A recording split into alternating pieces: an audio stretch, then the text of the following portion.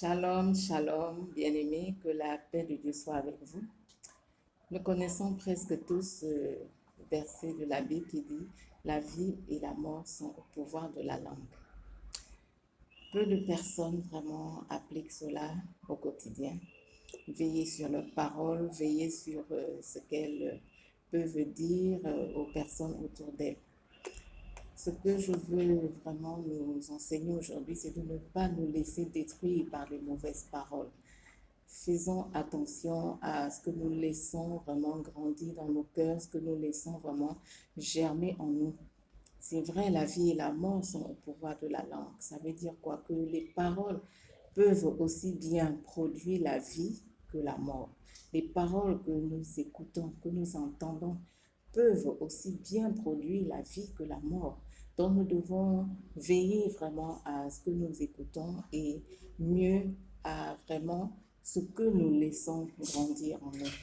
Et je commencerai par prendre cet exemple que Jésus nous a donné dans la parole, cette parabole vraiment du semeur qui nous explique qu'il y a 4 types de sols. Donc les paroles peuvent tomber dans des endroits pierreux, là où il n'y a pas de racines après, et puis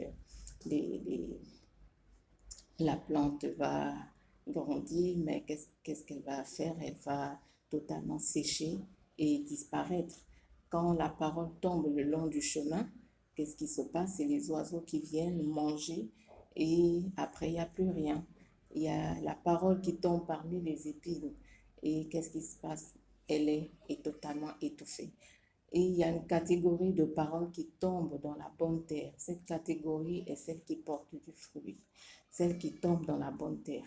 Donc, nos cœurs ne doivent pas être de bonne terre pour des mauvaises paroles.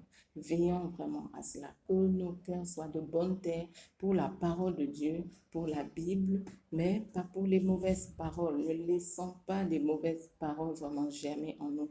Aucune mauvaise parole ne doit vraiment trouver place en nous.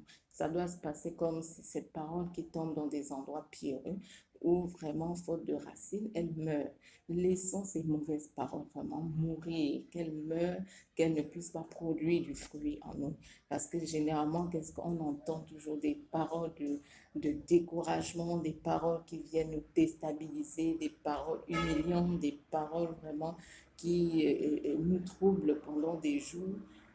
Mais nous ne devons pas les laisser vraiment grandir en nous, nous ne devons pas les laisser produire du fruit.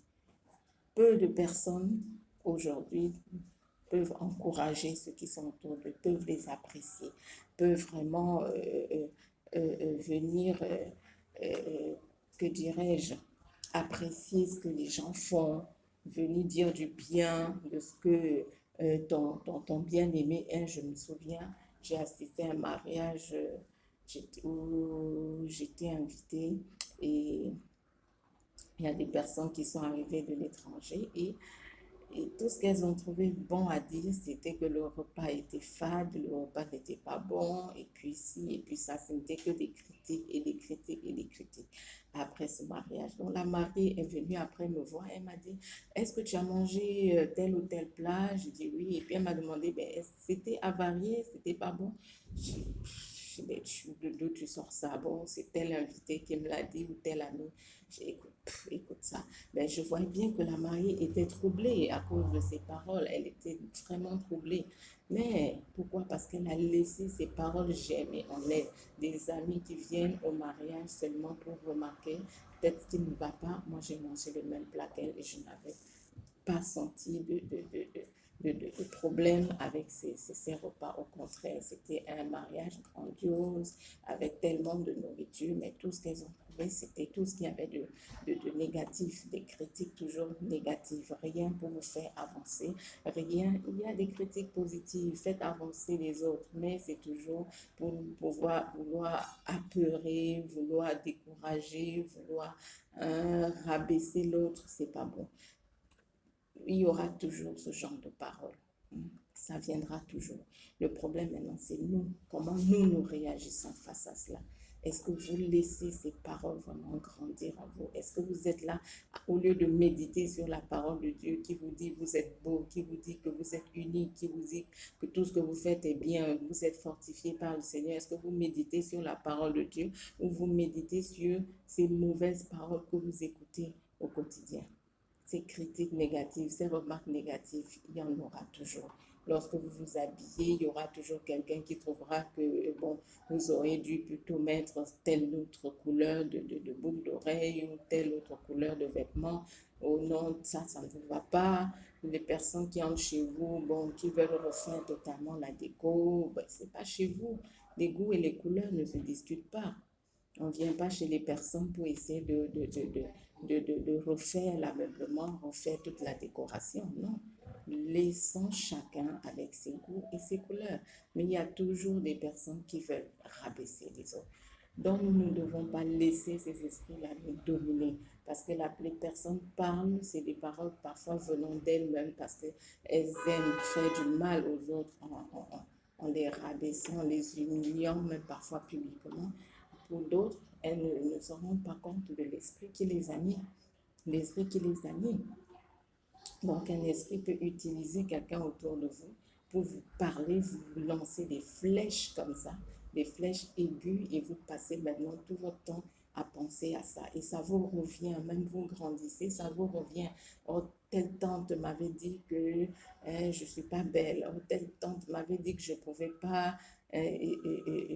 Je ne suis pas intelligente. Tel autre oncle m'avait dit que je suis comme ci, je suis comme cela. Donc, et c'est des paroles que les personnes se remémorent, et ça influence négativement leur vie. Ça influence négativement leur vie. Je dis votre cœur qu'il ne soit pas là une bonne terre à ces mauvaises paroles.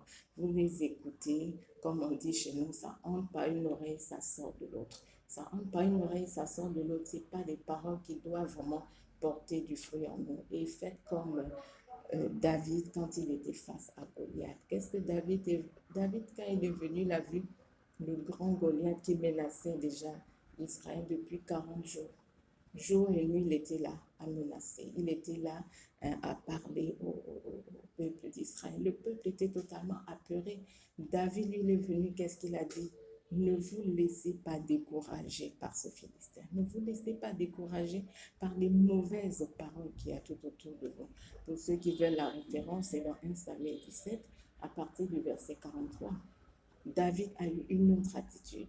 Et il a dit, l'Éternel te livrera entre mes mains. Il n'a pas eu peur de ce grand Philistin qui se présentait devant lui. C'est ce que nous devons faire face aux mauvaises paroles que nous entendons. Une parole qui vient vous apporter la peur. Dites à haute voix même, non, je n'ai pas peur. Je n'ai pas peur. Je me fortifie en Christ. Je n'ai pas peur. Si c'est une mauvaise parole qui vient pour vous déstabiliser, pour vous remplir peut-être de honte. Non, je suis une belle créature, c'est Dieu qui m'a créé. Ayez toujours la parole de Dieu va venir vraiment contredire ces mauvaises paroles qu'on vous a prononcées. Ayez toujours un verset, ayez toujours une parole, même si vous ne l'avez pas directement aujourd'hui à Internet. Si c'est une parole, par exemple, de peur, allez chercher dans la parole. Cherchez, tapez peur et vous allez voir toutes les paroles concernant la peur et les paroles contraires. Et vous répétez, vous citez une parole contraire à ce qui vous a été dit et vous passez dessus. Ne laissez plus les mauvaises paroles vous déstabiliser. Beaucoup de gens vraiment souffrent, sont malheureuses, pleurent ou sont influencés négativement par ces mauvaises paroles. Oh, mon mari m'a dit que je fais pas la bonne cuisine. Mon mari m'a dit que je ne suis pas belle. Mon mari m'a dit que je ne sais pas m'entretenir. Le résultat, on est là, on déprime. Hein, au lieu de se lever et de prendre vraiment la vie en main. Je connais une femme qui vraiment, tous les jours, elle entendait son mari lui dire, tu ne sais pas cuisiner, tu ne sais pas cuisiner, ta cuisine n'est pas bonne. Et il allait manger au restaurant, ta cuisine n'est pas bonne. Et puis il allait manger au restaurant. Elle, qu'est-ce qu'elle a fait finalement? Elle a dit, je vais montrer à cet homme ce que je suis capable de faire. Elle est allée prendre des cours de cuisine. Après ses cours de cuisine, elle a ouvert un restaurant. Et maintenant, parmi les clients qui venaient manger dans son restaurant, il y avait son mari. Donc, elle a réussi, hein, à prouver à son mari que là, vraiment, ce que tu as dit, tu feras le contraire de ce que tu as dit. Je refuse d'être anéanti par ta mauvaise parole. Je refuse cela. Si ton mari ou ton proche est à côté de toi tous les jours, tu es bête, tu es bête, tu es bête. Parce que ces mauvaises paroles, généralement, ça s'apparente à des paroles de malédiction. Lorsque c'est des paroles du genre, tu es bête, tu es bête, tu es bête, tu es bête, montre à la personne en face de toi que tu es intelligente. Tous les jours, lève-toi en disant, je suis une créature intelligente. Je marche avec l'intelligence de Jésus-Christ. Jésus-Christ m'a dit, je suis avec son intelligence. J'avance avec cela. J'avance avec cela.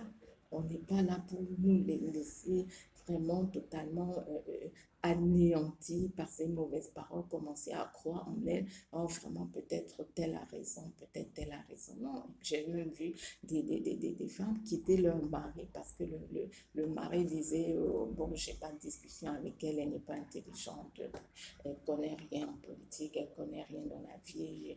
Bon, bon, et c'est comme ça qu'ils sont divorcés. Non, il faut plutôt prendre la chose autrement. Si ton mari te dit, j'ai pas de sujet de discussion, ben, va, informe-toi.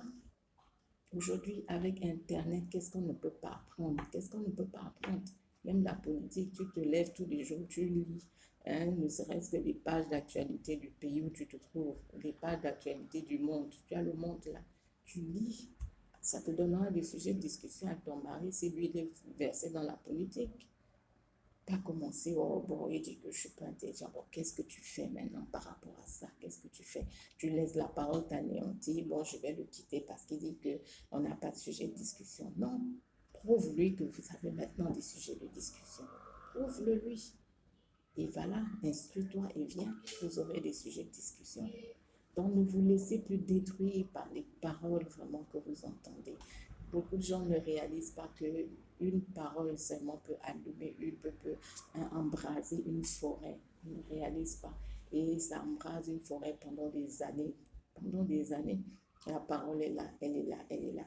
Et dans le cœur, pourquoi on parle de racine? Parce que lorsque la racine est là, vous avez beau tailler les branches, tailler les feuilles, tailler le tronc, la racine va toujours reproduire l'arbre, reproduire l'arbuste. Donc, ne laissez pas ces mauvaises paroles s'enraciner en vous.